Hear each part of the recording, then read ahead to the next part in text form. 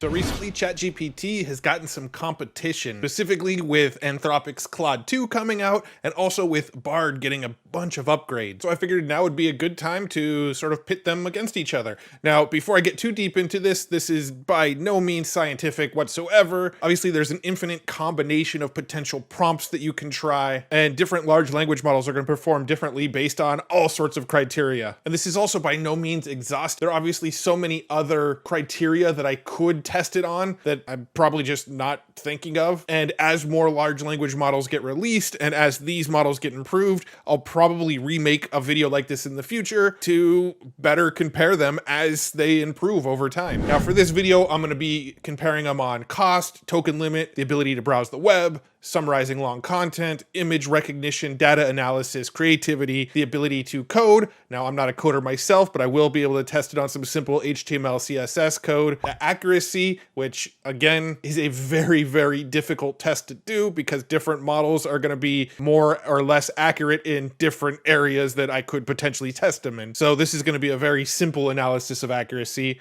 And then finally, these large language models don't help you if they're not available to you. So we're also going to compare them on availability. So let's start with what we know right off the bat. We know the cost of all of them. ChatGPT, if you're using the 3.5 model, you can access it for free. You don't get access to Code Interpreter, you don't get access to all the plugins, and when the servers are bogged down, you're less likely to get in if you're on the free version, but it is available for free. Then you've got ChatGPT 4. If you want to use GPT-4, it costs $20 a month, but you also have access to all the plugins, you also have access to Code Interpreter, and when web browsing is available, you have access to web browsing. And then you have Claude 2. Claude 2 is also currently available for free for anybody to use, and then there's Bard, which is also currently available for free for anybody to test and use. Next, we have the token limit. If you're using the free version of ChatGPT or 3.5, you have access to 4,096 tokens. Now, this is not an exact science, but as a rule of thumb, the amount of words that you can combine input and receive as an output from the large language model is roughly 75% of the token limit. So with GPT 3.5, with a token limit of 4,096, you roughly will get an input/output of about 3,000 words. If you're using GPT-4, the model we have available right now inside of ChatGPT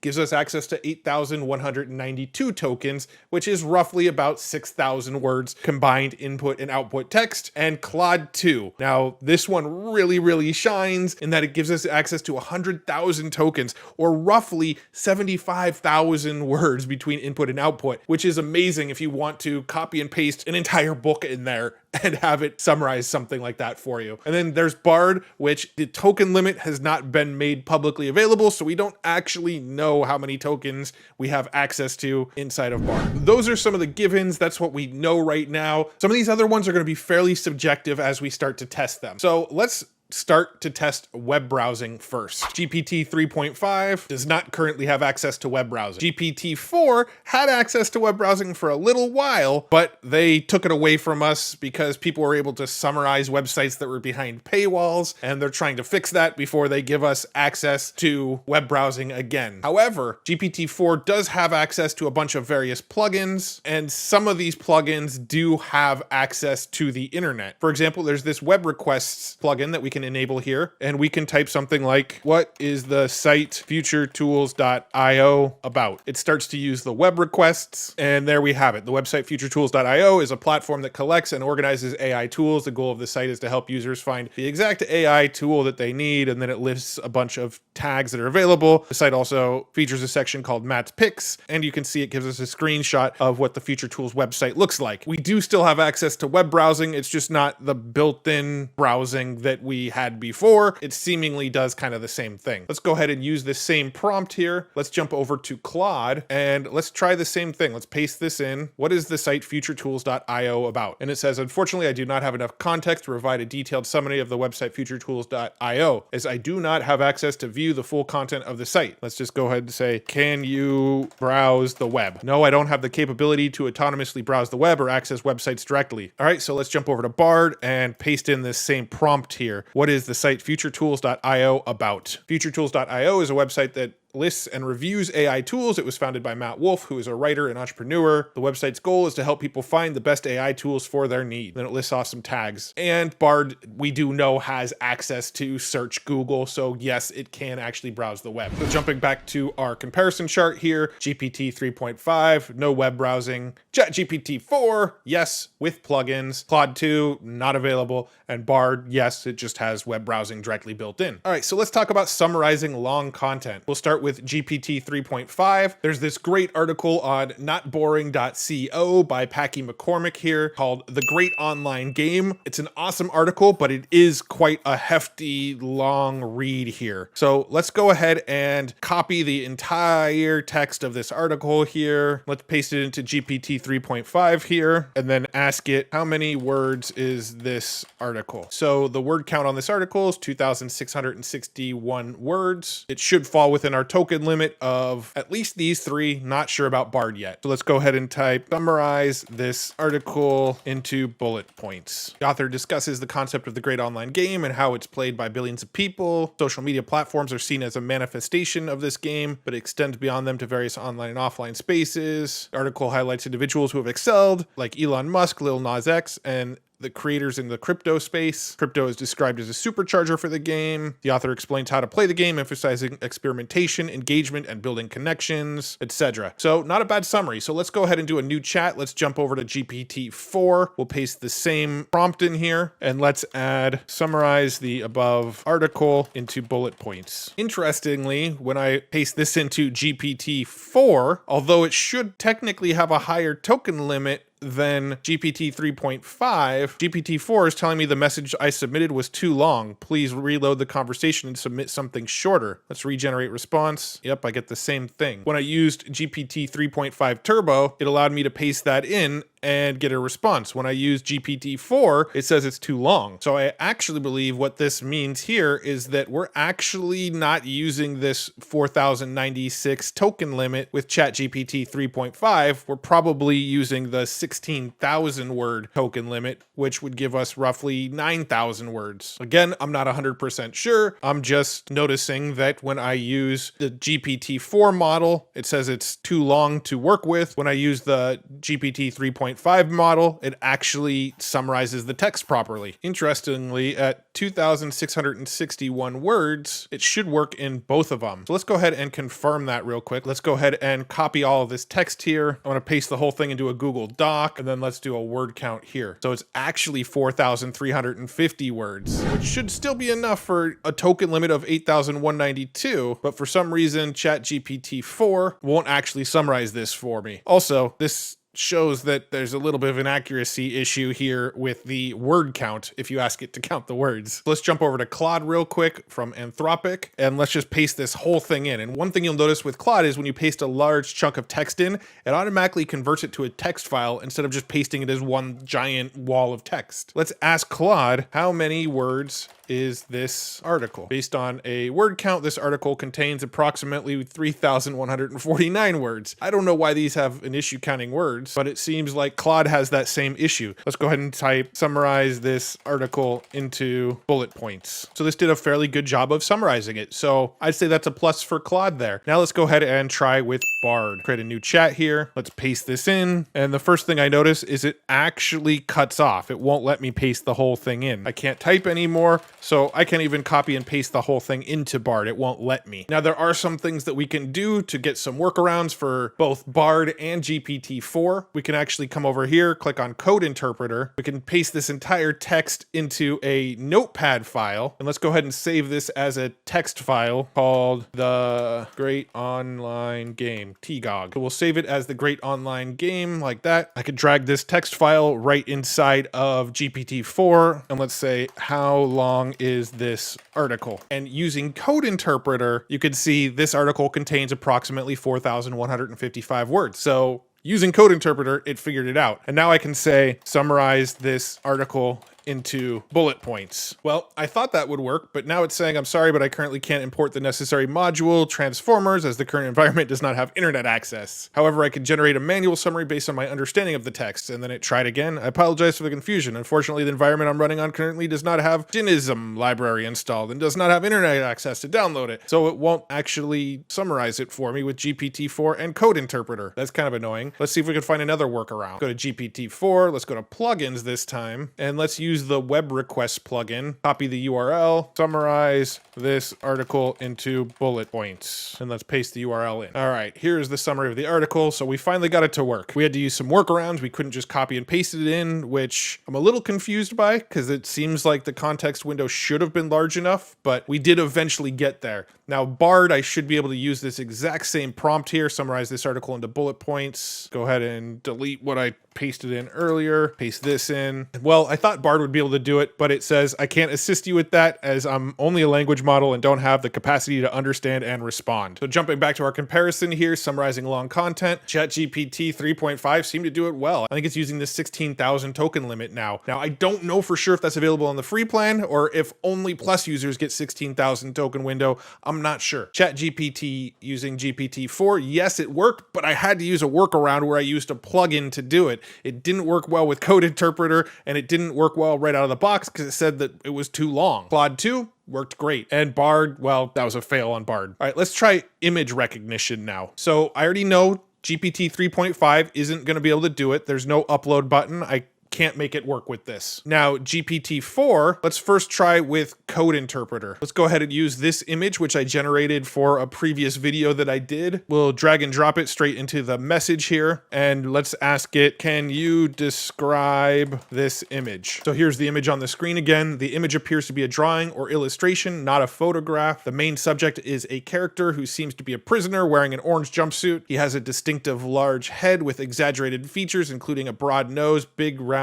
eyes, and a wide mouth. Okay, so that's not quite accurate. He is bald and his ears are large and stick out. He is holding a placard with numbers on it, suggesting a mugshot. No. The numbers are not clearly readable. Prisoner has a somewhat sad and resigned expression on his face. The image uses a cartoonish art style. So, not quite great. So it did get a few things right. It noticed that it was a prisoner wearing an orange jumpsuit, but other than that, it just made stuff up. All right, so let's jump over to Claude. And Claude does not actually give me the ability to add an image. So Claude does not seem to have the image recognition ability. And finally, let's jump over to Bard. Let's create a new chat. We'll upload the image and I'll say, please describe this image. And it says, sorry, I can't help with images of people yet. Okay, here's an image of a Wild West town. Let's see what it does with this. All right, so here's the image. The image shows a small town in the Wild West. The town is made of wood and has lots of buildings. Okay, the buildings are all different shapes and sizes and they are all made of wood. Yeah, we got that part already. The town is surrounded by mountains. Yes, and there are trees in the background. Not really. A horse-drawn carriage is parked in front of one of the buildings. Okay, yeah, maybe. Carriage is black with red wheels and has a white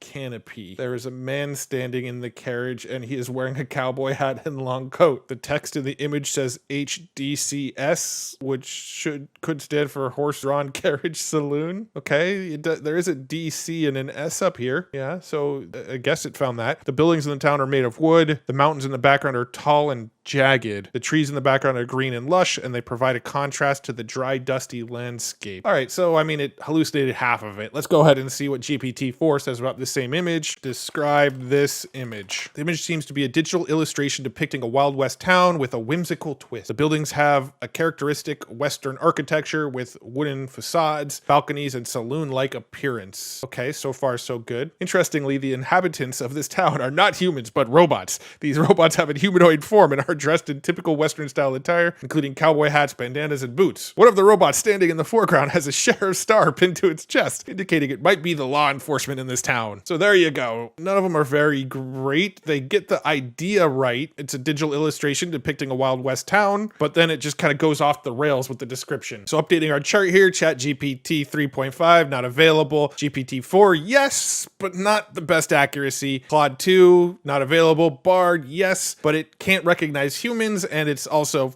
fairly inaccurate and just make stuff up. All right, so let's test data analysis. Now, I'm just gonna use a real simple spreadsheet. I used this in one of my previous videos where I listed a handful of dates, a handful of food I ate, and then how I felt afterwards, only giving it the criteria of headache or felt fine. This is all made up data. This is not based on anything real. I just wanted to see how it would interpret this, to see if it found a correlation. You can see anytime it has the word fried in it, I had a headache, and going through that seems to be consistent. And so I was just hoping that it would simply find the correlation that fried foods equal headache. So if we create a new chat here, GPT 3.5, I can't actually upload the spreadsheet, but let's go ahead and see if I can copy and paste the CSV in there. So if I export this as a CSV file here, you can see here's a file of the comma separated values. Let's just go ahead and copy this, paste it into GPT 3.5, and then I'm going to type the above list is comma separated values with dates, food I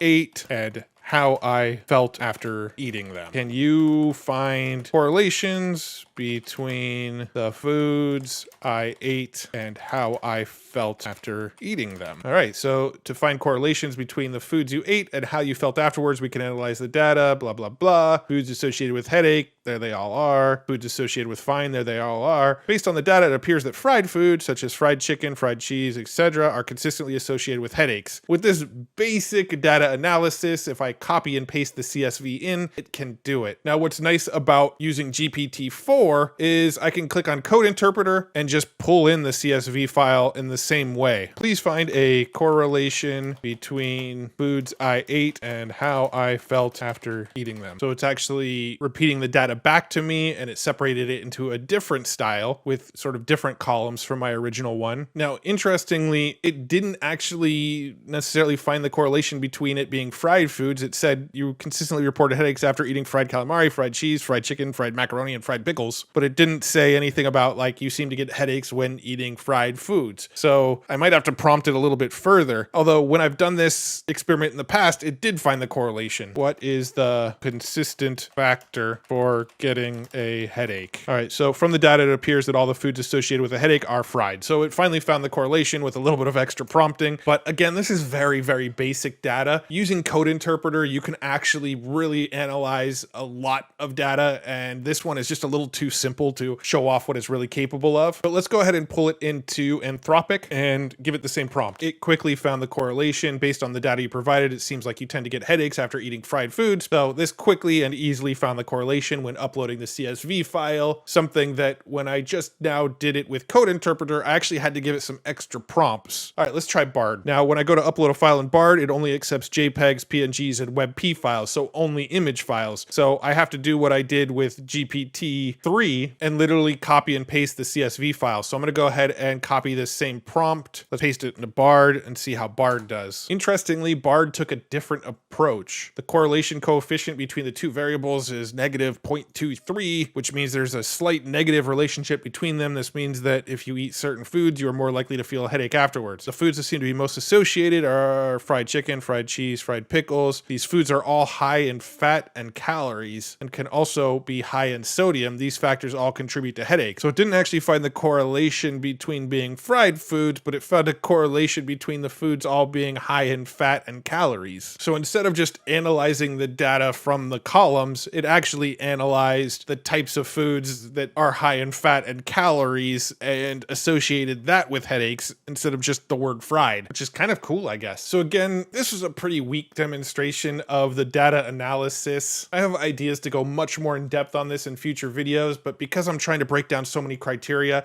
I didn't want this video to be 10 hours long. So this is just scratching the surface. Code Interpreter and Claude 2 are actually much more capable than what I'm showing off in this video. But just for a quick recap, all four of them are capable of data analysis. With GPT 3.5, you do have to copy and paste the CSV file. With Bard, you also have to copy and paste it, and it also analyzed it from a different approach. ChatGPT 4 and Claude 2, you can literally just upload the CSV file and it will interpret from the file without having to copy and paste the text from within the file. Now, creativity is a hard one to test because obviously it's subjective, and I'm fairly sure all of these are going to be fairly creative. So let's test it in two ways. Let's get its ability to rhyme and write a poem, and let's see its ability to tell jokes. And that'll sort of be our rough analysis for creativity for these large language models. So let's start with GPT 3.5. So write a poem that rhymes, that ties artificial intelligence together with eating pizza. So let's see if it could make a poem that includes artificial intelligence, eating pizza, and also rhymes. So that wrote it extremely fast. That was like, boom, instantaneous. In a realm where circuits twine, artificial minds align, silicon dreams and coded grace meet with taste in a pizza place. Behold a slice of heaven's delight, where crust meets cheese, a savory sight. AI's algorithms calculate perfect toppings and edible fate. All right, so not so bad. I'm not going to read the whole thing. Let's go ahead and do GPT-4 here. In a world where silicone meets mozzarella's touch, AI dreams and pizza fantasies, who knew we'd love so much? Deep in circuits, pizza cravings might seem odd, but when it comes to sustenance, even AI gives the nod. Binary codes and pepperoni, strange though they appear, when united in verse, their parallels become clear. Thin crust of logic, thick crust of dough, both must be precise. In the oven of creation, we bake both AI and slice. So this one I think is much more interesting. It seems a little more deep, like it's actually finding sort of things that are similar between making pizza and breeding AI algorithms. So that's pretty fascinating. Let's paste the same one into Claude here. Oh Claude, you're so intelligent, your knowledge is heaven sent. I asked you to do one thing, make a poem that would sing about artificial intelligence and how it goes with pizza hints. You processed my request with care and crafted a rhyme beyond compare. Your neural networks, they are smart. You took my prompt and made art, combining pizza and AI in a clever poetic way. So thank you, Claude, for what you've done. This rhyming poem sure was fun. Who knew that pizza and AI could come together? My oh my. Yeah, I mean, it's okay. Not nearly as deep as what GPT-4 sort of put into theirs. All right, let's try with Bard now. Oh, the wonders of AI. It can do so many things. It can even write a poem about eating pizza and wings. The dough is made with care. The sauce is made with love. The cheese is melted just right. And the toppings are never above. The AI knows just what to do to make the perfect pizza pie. It takes all the guesswork out and leaves you feeling so high. The next time you're feeling peckish and you don't know what to eat, just call upon the AI and it will make your pizza dreams complete. And not bad. It's basically saying AI can help you create a pizza, I guess. Now let's see how they tell jokes. Give me 3 of your most hilarious jokes. Sure, here are 3 jokes for you. Why don't scientists trust atoms? Because they make up everything. What did one wall say to the other wall? I'll meet you at the corner. Why did the bicycle fall over? Because it was too tired. So I've actually asked it for jokes before, and it's actually given me some of these same exact jokes. So as far as creativity goes, it does tend to repeat a lot of the same jokes. Go ahead and use GPT-4, see what it does. Look at this, GPT-4. Why don't scientists trust atoms? Because they make up everything. That was one of the same exact jokes that we just got here in 3.5. Why did the scarecrow win an award? Because it was outstanding in his field. I've gotten that joke before too. 2 antennas met on a roof, fell in love, and got married. The ceremony wasn't much, but the reception was excellent. So, I mean, the jokes, meh. Let's see how Claude does. Here are 3 jokes I find pretty funny. I asked my dog, what's 2 minus 2? He said nothing. Why don't scientists trust atoms? Because they make up everything. Why was the math book sad? Because it had too many problems. I've gotten this joke before, and this is literally the 3rd large language model that gave us the same joke. All right, let's see what Bard gives us. Well, I'm glad it didn't give us the atoms making up everything joke, but it did give us why did the scarecrow win an award? Because he was outstanding in his field, which GPT-4 also gave us. What do you call a bear with no teeth? A gummy bear. It's not bad. Why did the bicycle fall over? Because it was too tired. Didn't we see that one already too? So these large language models must all be trained on the same exact jokes because we got some repeats across all of the various models. Again, super subjective, but if I had to rank these, I would rank them like this. ChatGPT-4 was the best. I actually thought it gave us the best poem. ChatGPT 3.5, I think, gave us the 2nd best poem. Claude 2 gave us the 3rd best poem. Bard gave us the worst poem. And the jokes are just a wash because it literally just gave us all the same jokes no matter which model I used. All right, let's test coding. I'm just going to do a real simple website. Create a website using HTML and inline CSS because I want to be able to just paste it all into one page. I don't want to have a separate CSS and HTML file that sells surfboards. The name of the company is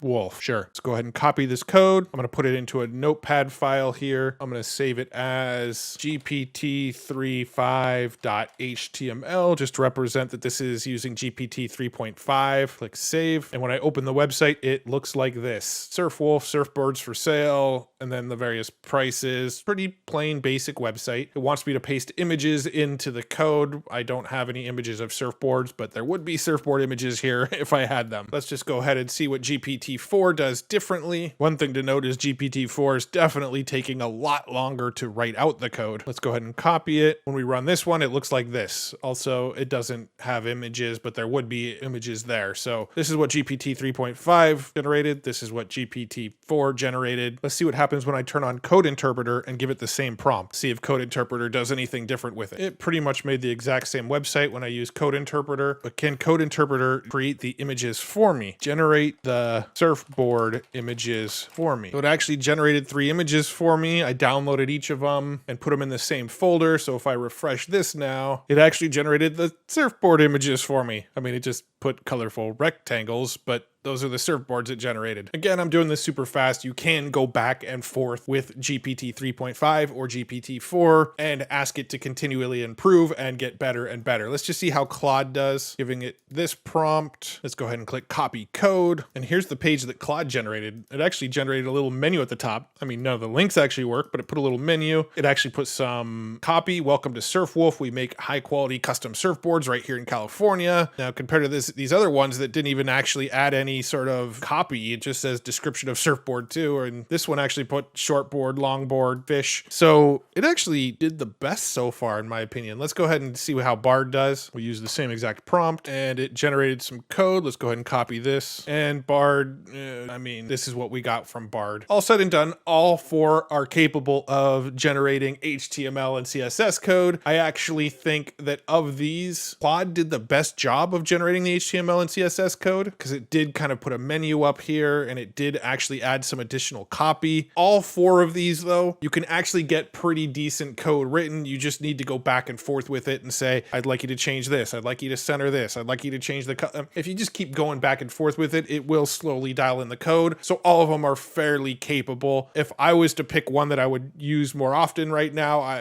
based on what I'm seeing here, I think Claude got me the closest to what I would want right from the very first iteration. So revisiting our chart here, all of them are pretty capable of simple HTML and CSS. Now let's move on to accuracy. We've already seen some accuracy issues when asking for how long a chunk of text was. ChatGPT 3.5 got the number wrong. Claude 2 also got the number wrong, where ChatGPT 4 using Code Interpreter finally got the number correct. So I actually found this interesting math problem that I think would be cool to test. It says if a zookeeper had 100 pairs of animals in her zoo and 2 pairs of babies are born for each one of the original animals, then sadly 23 animals don't survive. How many animals do you have left in total? Let's see if it can do this math. So the answer should be 977 animals. We'll copy this. Let's test it in GPT 3.5 and see if it can figure out this riddle. 100 pairs of animals, 2 pairs of babies are born for each original pair of animals, which means there are 2 babies for each original animal. 23 don't survive. To calculate the number of animals, 100 pairs, 200 animals. So far so good. Each original animal has 2 babies, so we have 200 times 2, which is 400 babies. Total animals before any losses, 200 plus 400 babies equals 600. Animals lost, 23. So it got 577 animals. So it actually got this number wrong, because if we look at the logic here, 2 pairs of babies are born for each one of the original animals. So there's 200 original animals. 2 pairs would be 4 times 200 animals. That's 800. So couldn't figure out this math problem. Let's go ahead and test GPT-4, see if it can figure out the logic. GPT-4 nailed it. See, for each one of the original animals, 2 pairs of babies are born. That means each original animal gave birth to 2 times 2, which is 4 new animals. So we have 200 times 4 equals 800. Then sadly, 23 don't survive. This leaves us with 977. So ChatGPT got this one right.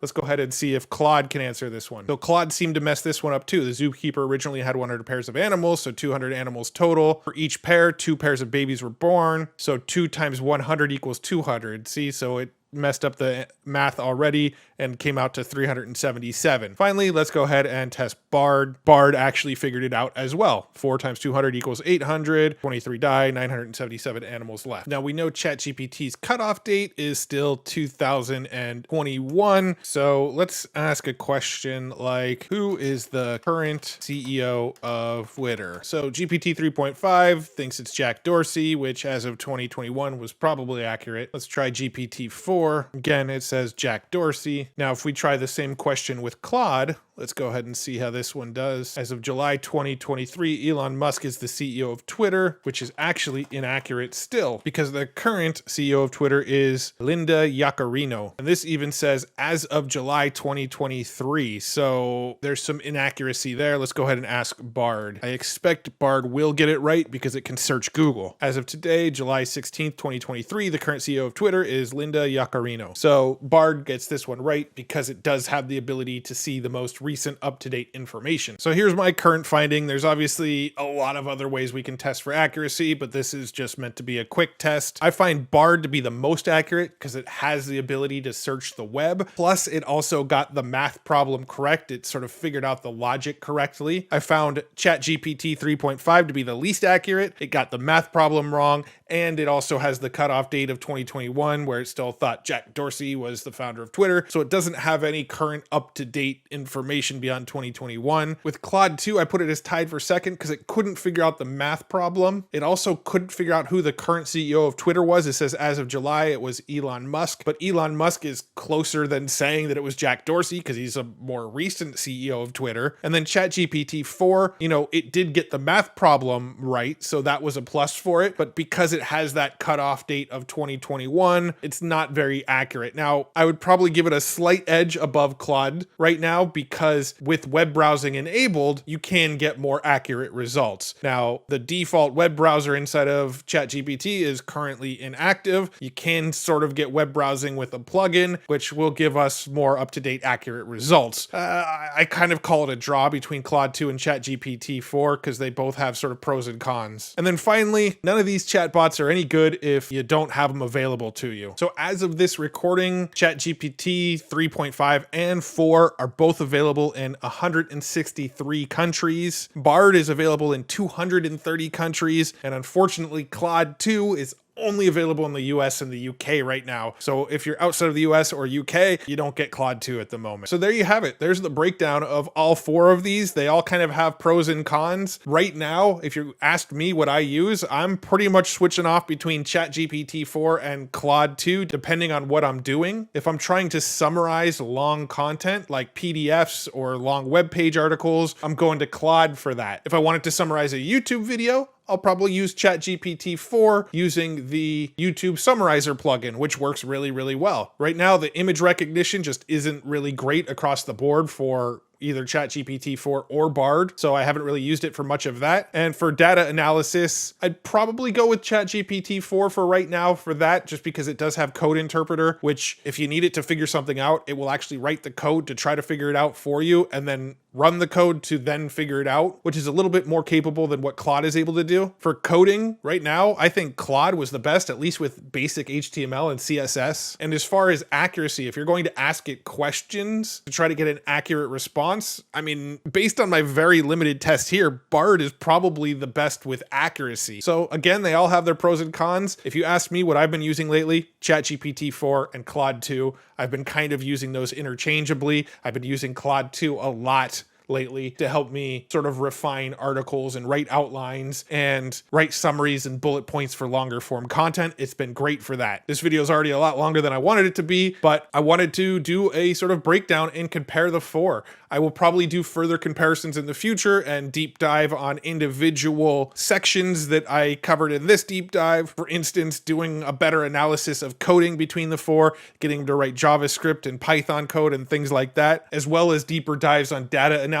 That one sort of comparison could deserve its own video as well. I'd love to hear from you in the comments. What area would you like to see a deeper dive of in the comparison? Because it's really hard to find all of the potential things I can compare against each other, and then also go into depth in each one of those areas. I kind of have to stay very surface level to be able to compare a lot of various criteria, which leaves a bit to be desired when you're really trying to figure out which one is the best. Now, the pro of all this is 3 out of the 4 of them you can use for free. So if budget is the problem, you do have Claude 2 if you're in the US or UK, you do have Bard pretty much everywhere, and you do have ChatGPT 3.5, assuming that there's not a heavy load and free users are able to use it when you try. So there you have it. That's my breakdown. hopefully you enjoyed this video. I will be doing deeper dives again. Hopefully I can make more granular videos, breaking down individual areas of criteria and helping you make decisions for certain specific needs like coding. So to make sure you see those videos when I create them,